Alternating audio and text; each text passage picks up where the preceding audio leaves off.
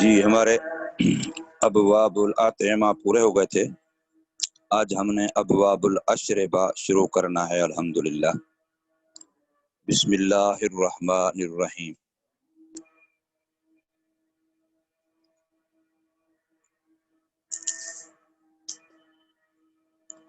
ابواب الاشربہ باب ما جاء فی شارب الخمر. شراب پینے والے کی وعید اور سزا کے بارے میں سرکار مدینہ صلی اللہ علیہ وسلم سے جو آیا ہے اس کے متعلق یہ باب قائم کیا ہے امام ترمذی رحمت اللہ تعالی علیہ نے.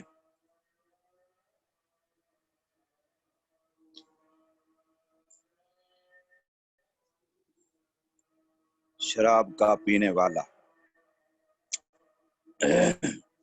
پہلی حدیث لار امام ترمذی رحمت اللہ تعالی علیہ اپنے استاذ یحییٰ بن درست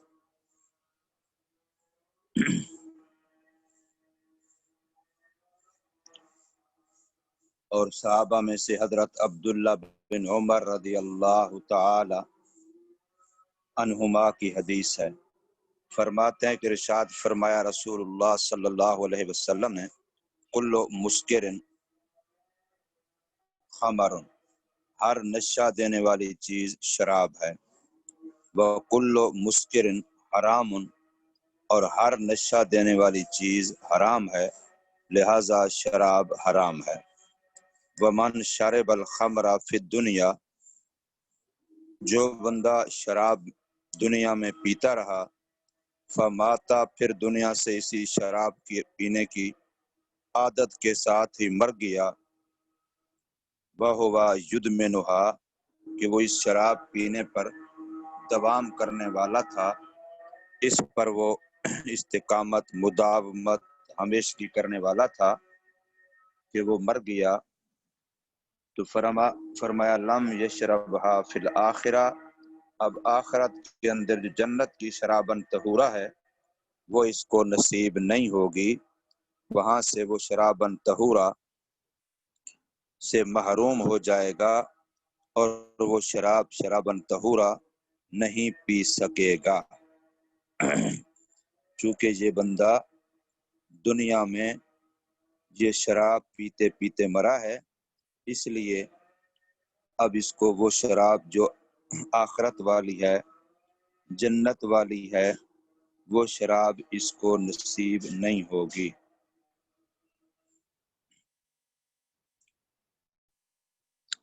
اللہ اکبر.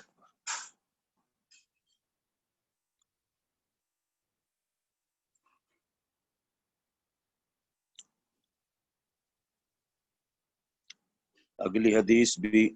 امام ترمذی رحمہ اللہ اپنے استاذ قتیبہ سے لا رہے ہیں، اور صحابہ میں سے حضرت عبداللہ ابن عبید ابن روایت کر رہے ہیں اپنے باپ عبید ابن عمیر سے. فرماتے ہیں کہ ارشاد فرمایا حضرت عبداللہ بن عمر رضی اللہ تعالی مدینہ صلی اللہ علیہ وسلم نے من شرب الخمر، جس نے شراب پی، لم تقبل لہ صلاۃ 40 صباحا، تو 40 دن اس کی نماز قبول نہیں ہوگی. ایک دفعہ شراب والی لعنت استعمال کی، اس کی نحوست یہ ہوگی کہ 40 دن تک اس کی نماز قبول نہیں ہوگی. فَإِن تَابَ، پھر اگر اس نے شراب پینے سے توبہ کر لی، تاب اللہ علیہ، تو اللہ بھی اس پر توبہ کر لیں گے، یعنی اس کی توبہ کو قبول کر لیں گے، اور پھر اس کی 40 دن کے بعد عبادتیں قبول ہونا شروع ہو جائیں گی. فَإِنْ عَادَ، اگر اس نے پھر دوبارہ منہ کالا کیا، شراب پی لی، تو لم یقبل اللہ لہ صلاۃ 40 صباحا، پھر اللہ تبارک و تعالی 40 دن اس کی نماز قبول نہیں کریں گے. پھر اگر یہ توبہ کر لے گا تو اللہ تبارک و تعالی بھی اس کی توبہ قبول فرما لیں گے. فَإِنْ عَادَ، اگر یہ پھر دوبارہ منہ کالا کرے گا، تو اللہ پاک پھر 40 دن تک اس کی نماز قبول نہیں فرمائیں گے۔ فَإِنْ عَادَ الرَّابِعَ، اگر 3 مرتبہ توبہ کر کے توڑ دینے کے بعد پھر چوتھی مرتبہ بھی یہ طرح شراب پیے گا تو نہیں قبول فرمائیں گے اللہ تعالیٰ اس کی نماز 40 دن تک۔ فَإِنْ تَابَ، پھر اگر اس نے چوتھی مرتبہ کے بعد پھر توبہ توڑ دی تو لم یتب اللہ علیہ، پھر اللہ اس کی توبہ قبول نہیں کریں گے۔ وَسَقَاهُ مِن نَهْرِ الْخَبَال، اور پھر اللہ پاک اس کو جہنم کی نہر خبال میں سے پلائیں گے۔ عرض کیا گیا حضرت عبداللہ بن عمر سے، ابو عبد الرحمن وما نہر الخبال، یہ نہر الخبال کیا ہے؟ فرمایا نہر من سدید، یہ جہنمیوں کے جسم سے نکلنے والی پیپ اور گند کی نہر ہے، اس میں سے پھر اس کو پلایا جائے گا اگر وہ اب بھی باز نہ آیا۔ اب یہ جو ہے پہلی دفعہ، دوسری دفعہ، تیسری دفعہ، ایک ایک دفعہ شراب پینے کی یہ نحوست بیان کی، یاد رکھنا ایک دفعہ شراب پیا، منہ کالا کیا تو 40 دن تک عبادت قبول نہیں ہوگی۔ عبادت قبول نہ ہونے کا معنی فرمایا لم یکن لہو ثواب، اس کو ثواب نہیں ہوگا، وَإِنْ بَرِئَ ذمہ، اگرچہ ذمہ بری ہو جائے گا، وساقط القضاء، قضا بھی اس کی ختم ہو جائے گی، بے ادا ارکان ہی ما شرائط ہی، چونکہ ارکان نماز کو شرائط نماز سمجھ ادا کیا ہے۔ پھر ایک سوال ہے کہ یہاں عبادت میں نماز کا نام کیوں لیا؟ کیا باقی باتیں شراب والے کی قبول ہیں، صرف نماز قبول نہیں؟ صرف نماز کا تذکرہ کیوں کیا؟ تو اس کا جواب ارشاد فرماتے ہیں کہ جب نماز تمام عبادت سے افضل ترین عبادت ہے وہ قبول نہیں تو باقی باتیں بطری کے اولا قبول نہیں ہیں۔ تخصیص الصلاۃ بالذکر للدلالۃ علی ان عدم القبول العبادات الاخر ما کونها افضل بطریق الاولا۔ پھر سوال ہوگا کہ 40 دنوں کی کیا تخصیص ہے؟ 40 دنوں کی کیا تخصیص ہے کہ 40 صبح تک اس کی نماز قبول نہیں ہوگی؟ تو 40 کے عدد کی کیا تخصیص ہے؟ تو فرماتے ہیں 40 کے عدد کی تخصیص وجہ سے ہے کہ 40 کے عدد میں تغیر ہے کہ بندہ 40 دن تک ماں کے پیٹ کے اندر ایک حالت میں رہتا ہے، پھر 40 کے بعد دوسری حالت، پھر 40 کے بعد تیسری حالت، پھر 40 کے بعد چوتھی، یوں 40 دن میں تغیر آتا ہے۔ اس لیے تبلیغی جماعت انہوں نے 40 دن رکھے ہیں۔ اور حدیث میں آتا ہے کہ جو بندہ 40 دن کسی بھی نیک عمل کی عادت پر استقامت کر لیتا ہے تو اللہ تبارک و تعالی اسے پھر دوام عطا فرما دیتے ہیں، اس عمل پر ہمیشہ کی عطا فرما دیتے ہیں، اس عمل کی خیریں اور برکتیں پھر اس کو ملنا شروع ہو جاتی ہیں۔ تو یہاں لکھا ہے کہ المتبادل الفہم من هذه اللفظۃ ان المراد صلاۃ الصبح، صباحن کا لفظ ہے نا، 40 صباحن، تو کہتے ہیں وہ چیز جلدی آتی ہے سمجھ کی طرف اس لفظ سے کہ بے شک مراد صبح کی نماز ہے، اور یہ نماز چونکہ باقی تمام نمازوں میں سے افضل ہے، جس کو اکثر لوگ شہر والے سوتے ہوئے گزارتے ہیں۔ بڑے بڑے اچھے اچھے نمازی حاجی غازی بھی صبح کی نماز 10 بجے کے بعد، اللہ ہمیں معاف فرمائے۔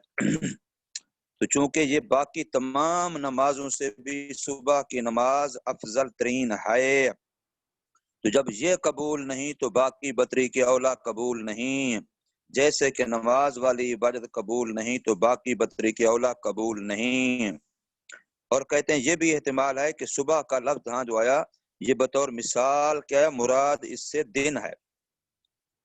یحتمل ان یراد بہ الیوم،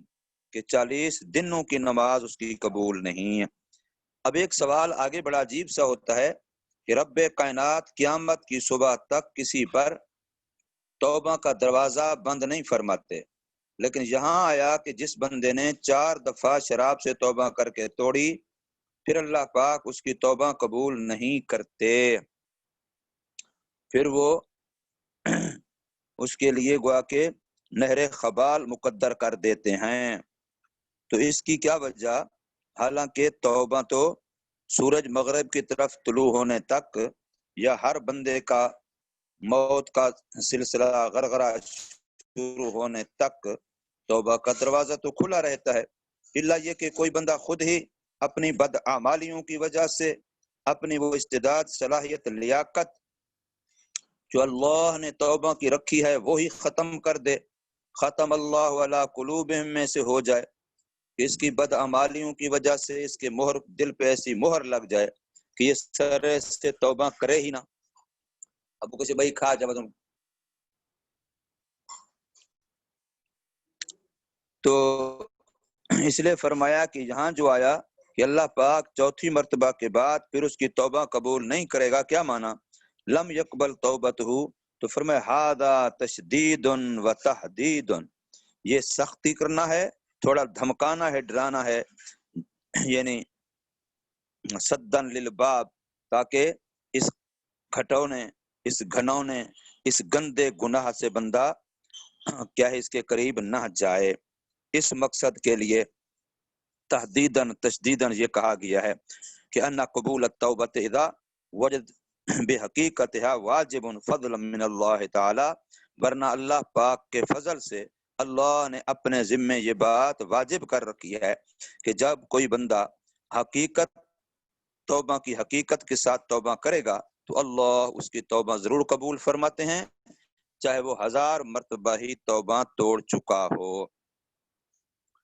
تو والمراد، یا پھر مراد یہاں یہ ہوگا کہ اللہ اس کی توبہ چوتھی مرتبہ کے بعد قبول نہیں کرتا، یعنی پھر اسے توبہ کی توفیق ہی نہیں دیتا۔ المراد لم یوفقہ اللہ للتوبۃ، تو کہ توبہ کی اللہ اسے توفیق نہیں دیتا، ویموت مصرا،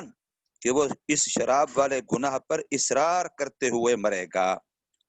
تو بہرحال یہ سوال ہوتا تھا، اس کا جواب محشی نے جو دیا ہے میں نے وہ آپ کے سامنے عرض کر دیا ہے۔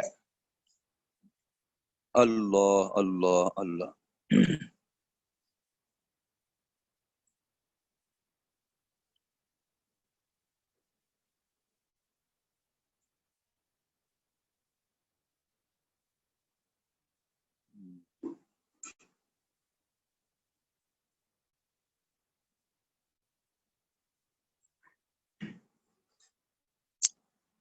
یا اللہ، اسی اگلا باب ہے باب ما جاء کل مسکر حرام، کہ ہر نشہ دینے والی چیز حرام ہے،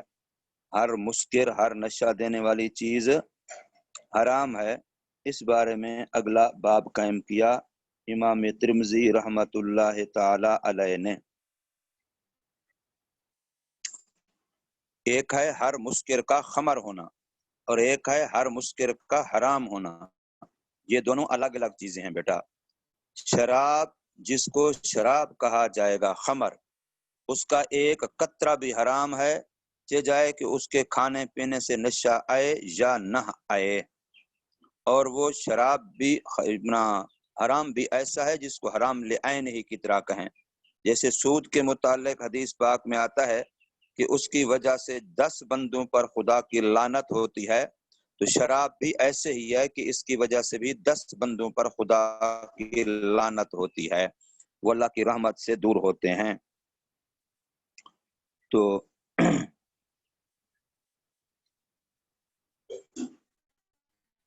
فرمایا کہ یہ حدیث یہاں لا رہے ہیں اپنے استاد اسحاق بن موسیٰ انصاری سے، اور امی عائشہ رضی اللہ تعالی عنہا کی روایت ہے، بے شک سرکار مدینہ صلی اللہ علیہ وسلم سے پوچھا گیا ہے بدعہ کے بارے میں، فقالت، حضور نے فرمایا، کل شراب من اسکر فہو حرام، ہر پینے کی وہ چیز جو نشہ دے پس وہ حرام ہے، ہر پینے کی وہ چیز جو نشہ دے وہ حرام ہے۔ اب جو شراب کے علاوہ باقی چیزیں ہیں جن کے پینے سے نشہ آتا ہے، تو وہ جب اتنی مقدار پی جائیں گی جن میں نشہ بالفعل آئے تو اب ان پر حرام کا حکم لگے گا۔ اس کے علاوہ جائز تو نہیں ہوگا ان کا استعمال کرنا، چونکہ ان کا نشہ آنے کا امکان ہے، خطرہ ہے، اس لیے استعمال کرنا جائز تو نہیں ہوگا، لیکن شراب کی طرح حرام یا شراب والی سزا اس پر نہیں ہوگی۔ شراب والی سزا اور وعید تب ہوگی جب وہ نشہ دے گا بالفعل۔ شراب تو ویسے ہی حرام ہے، چاہے نشہ اس کے پینے سے کسی کو آئے کسی کو نہ آئے، تھوڑی پیے زیادہ پیے۔ وہ جو باقی چیزیں ہیں ان کے بارے میں یہ فرمایا جا رہا ہے کہ وہ جب مقدار نشہ کو پہنچیں گی کہ ان کے استعمال کرنے سے نشہ آئے گا تو پھر وہ حرام ہوں گی، حرام ہونے کا حکم اس پر پھر لگے گا۔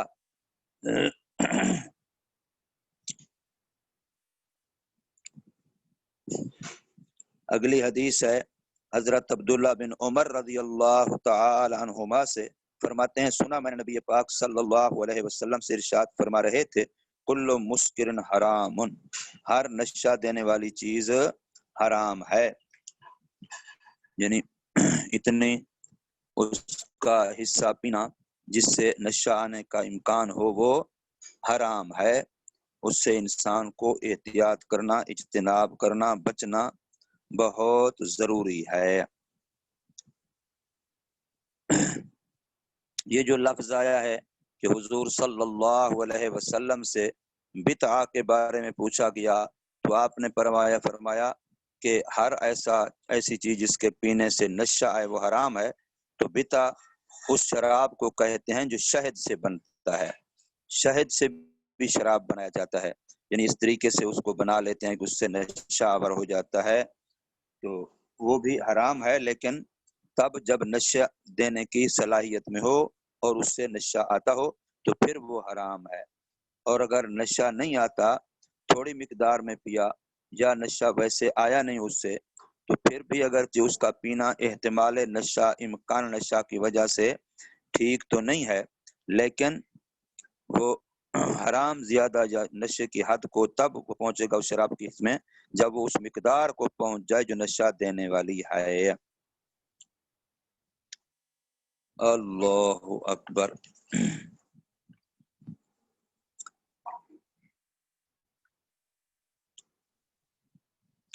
آگے انہوں نے صحابہ کرام کے اسماء گرامی لکھے ہیں جن سے اس شراب کے متعلق احادیث مبارکہ مروی ہیں، تو آگے باب ہے باب ما جاء ما اسکر کثیرہ فقلیلہ حرام، جس چیز کو زیادہ استعمال کرنے سے نشہ آتا ہے بس اس کا تھوڑا استعمال کرنا بھی حرام ہے، کیونکہ نشے کا امکان ہے۔ ہر وہ چیز، یعنی باب ہے اس چیز کے بارے میں جو آیا ما اسکرا، جو نشہ دیتا ہے، کثیر ہو اس کی زیادہ مقدار استعمال کرنا، فقلیل حرام، بس کی تھوڑی مقدار بھی حرام ہے، اس سے بچنا چاہیے۔ لیکن میں نے جو عرض کیا کہ اس کی تھوڑی مقدار استعمال کرنے پر شراب والے کام جاری نہیں ہوں گے، شراب والی سزا، شراب والی جو وعیدیں ہیں وہ اس پر جاری نہیں ہوں گی، وہ تب ہوں گی کہ جب اس سے بالفعل نشہ آ جائے گا تو پھر اس پر وہی وعیدیں جاری ہوں گی۔ تو یہاں حدیث حضرت جابر بن عبداللہ رضی اللہ تعالی عنہ سے بے شک رسول اللہ صلی اللہ علیہ وسلم شاد فرمایا ما اسکر کثیرہ فقلیلہ حرام، وہ چیز جو نشہ دیتی ہے اس کی کثیر بس اس کی قلیل بھی حرام ہے۔ تو فرمایا اس کا مطلب یہ ہے لأنہ یعدی الکثیر، چونکہ قلیل استعمال کرتے ہوئے پھر عادت بنتے بنتے یہ کثیر تک پہنچے گا، زیادہ استعمال کرے گا، لہذا فوجب الاجتناب عنہ، پس اس قلیل سے بھی اجتناب کرنا واجب ہے، وہ ضروری ہے کہ اس سے ہی بچے، تاکہ قلیل سے بچے گا تو کثیر سے بچے گا، ورنہ اگر تھوڑی تھوڑی چیز استعمال کرتے ہوئے پھر اسی کے زیادہ استعمال کرنے کی گندی عادت پڑ جائے گی۔ آگے حدیث سے حضرت امی عائشہ رضی اللہ تعالی عنہا سے فرماتی ہیں کہ ارشاد فرمایا رسول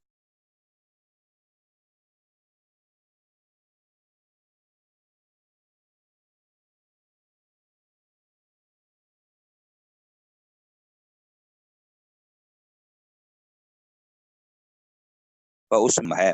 جس کا فرق یعنی بڑا برتن بھرا ہوا استعمال کرنے سے نشہ آتا ہے، وہ اگر بندہ پی لے تو اس کا ایک کف ہتھیلی بھر کے استعمال کرنا بھی حرام ہے۔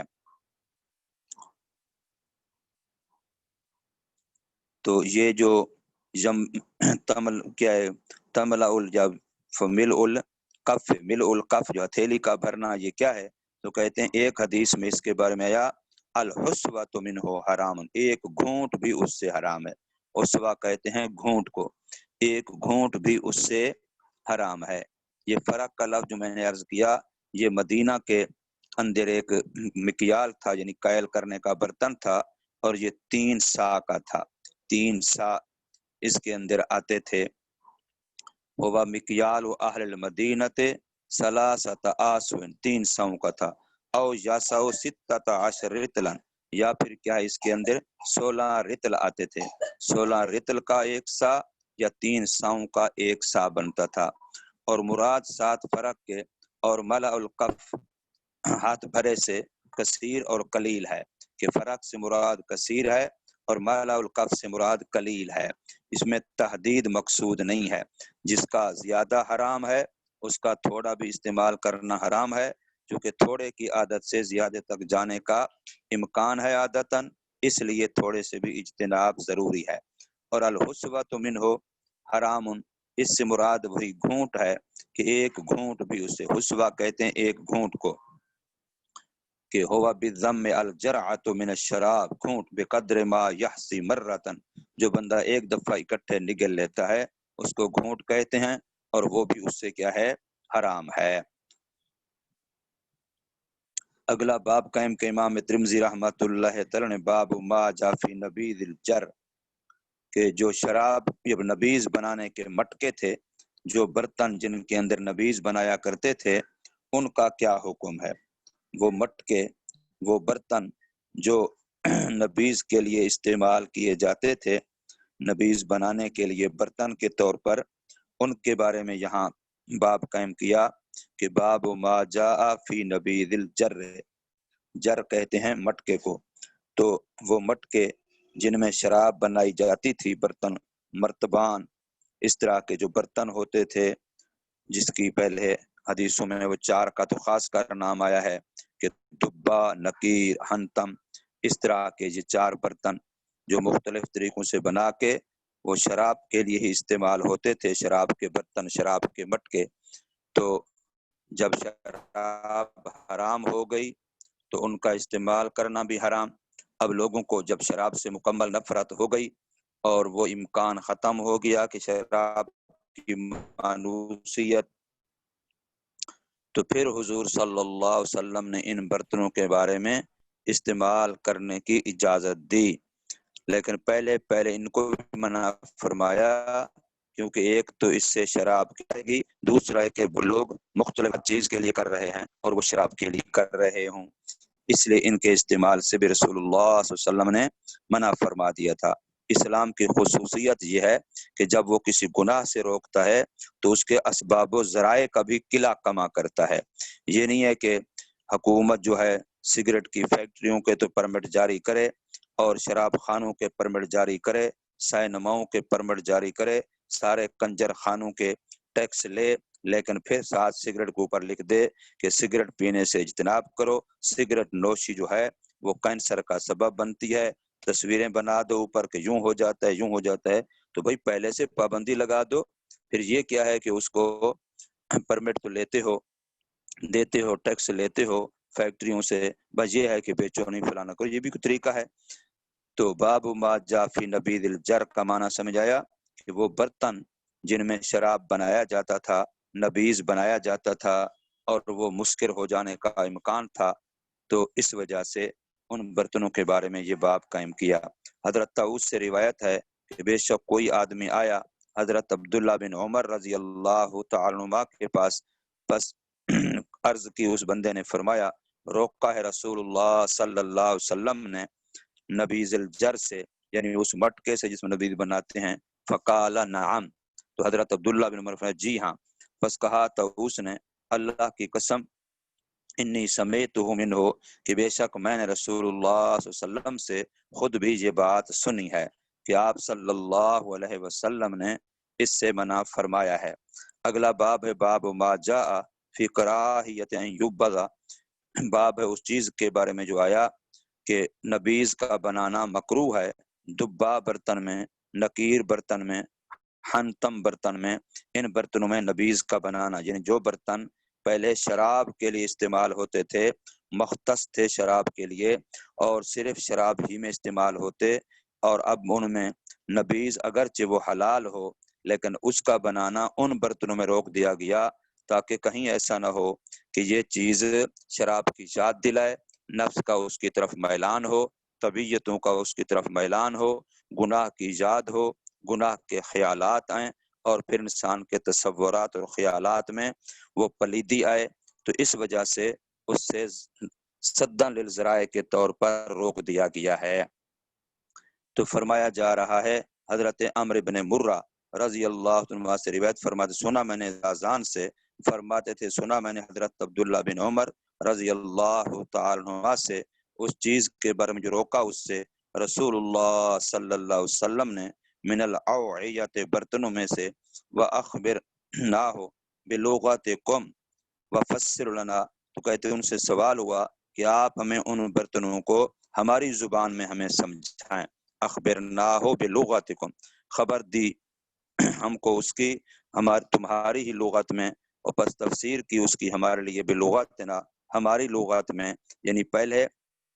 اصلی اپنی عربی زبان بولی پھر ہماری زبان میں ہمیں سمجھایا بھی۔ کالا فرمایا روکا رسول اللہ صلی اللہ علیہ وسلم نے ہنتما سے، اور ہنتما کیا ہے؟ وحی الجرہ، اور یہ مٹکا ہے جس میں شراب بناتے، اور روکا ہے دبا سے، اور دبا کیا ہے؟ وحی القرع، اور یہ کدو ہے جو خشک ہو اس کو اندر سے قرید لیا جائے۔ ونہا عن النقیر، اور روکا ہے نقیر سے، اور نقیر کیا ہے؟ وحی اصل النخل، یہ کھجور کا تنا، کھجور کی لکڑی جو اس کو اندر سے قرید کے برتن بنا لیا جائے، یون کرو نکرن، قریدا جائے قریدنا، اور یون سج نسجن، یا اوپر سے بن دیا جائے بننا۔ ونہا عن المزفت، اور روکا ہے اس مٹکے سے جس کو اوپر تیل زفت مل دیا گیا، جو گول گھپے والے کھڑے ہوتے ہیں ان کے مٹکے کے اوپر سرخ رنگ ملا ہوتا ہے، جس سے وہ مٹکے کے برتن کے جو جراثیم ہوتے ہیں اندر بیر ہوا کے اور اثرات آنے جانے کے وہ بند ہو جاتے ہیں، مسام بند ہو جاتے ہیں، تو اس سے وہ المقیر، اور وہ مزفت کیا ہے؟ وہ المقیر، وہ ہے جس کو تیل کیر، تیل زفت مل دیا گیا ہو۔ وامر ان ينتبذ، اور حکم فرمایا یہ کہ نبیذ بنایا، ينتبذ نبیذ بنایا جائے، فی الاسقیۃ، باقی پینے کے برتنوں میں، ان برتنوں کو شراب والے تھے چھوڑ کے باقی پینے کے برتنوں میں نبیذ بنایا جا سکتا ہے۔ اگلا باب ہے باب ما جاء فی الرخصۃ ان ينتبذ فی الظروف، اب انہی برتنوں میں جن کا منع کیا گیا تھا شراب والے برتن، چونکہ مقصد شراب کی نفرت کو یاد دلانا تھا۔ میں نے یہ بات کئی مرتبہ کہ اس وقت جو یورپ کا معاشرہ ہے، امریکہ کا، اور جن کو ہم لوگ للچائی ہوئی نگاہوں سے دیکھتے ہیں، میری شادی اللہ کرے کسی آدمی، تو وہ جو لڑکے ادھر رہتے ہیں جن کے لیے ہمارے منہ سے پانی بہتے رہتے ہیں کہ میرا بیٹا بھی چلا جائے جہنم میں، وہاں جو یورپ کا ماحول معاشرہ ہے تب انسانیت کا سر بھی شرم سے جھکا کر کے رکھ دیا، تو یہ عرب کا یافتہ، تعلیم یافتہ، پڑھے لکھے لوگوں کا معاشرہ کہتے ہیں بالکل یہ وہ معاشرہ ہے جن سے 1400 سال پہلے ہمیں اسلام نے گندے معاشرے سے نکالا تھا۔ یاد رکھیے، پکی بات عرض کر رہا ہوں قرآن حدیث کی روشنی میں، وہاں شراب آج ایسے جیسے پانی ایسے ہی ہر جگہ پر استعمال ہو رہا ہے، آنے سے پہلے وہاں بالکل ایسا تھا، اور آج زنا ہے وہاں بھی ایسا تھا۔ حیا غیرت نام کی جہاں بھی کوئی چیز نہیں، وہاں بھی کوئی چیز نہیں تھی۔ یہاں بھی باپ کا پتہ نہیں، وہاں بھی نہیں تھا۔ یہاں بھی ہر بندے لڑکے لڑکی کے پاس اپنا اپنا کتا، وہاں بھی ہر ایک نے اپنے بغل میں کتا پالا ہوا تھا۔ اس لیے آپ دیکھیں شراب کے بارے میں، کتوں کے بارے میں اسلام نے ابتدا میں اتنا سختی کی کہ جو حد سے